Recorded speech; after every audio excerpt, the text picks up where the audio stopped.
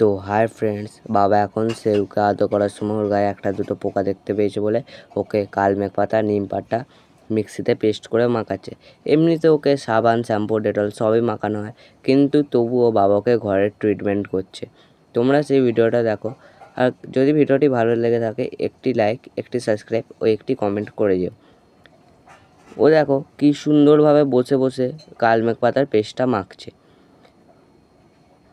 ওকে একটা কিউট ছোট্ট একটা এলিয়েনের বাচ্চার মতো লাগছে, যেন অন্য গ্রহ থেকে এখানে চলে এসেছে।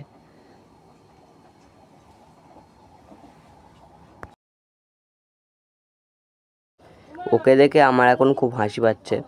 আমার মনে হচ্ছে যেন বাবা ওকে একটা এলিয়েনের বাচ্চা তৈরি করছে।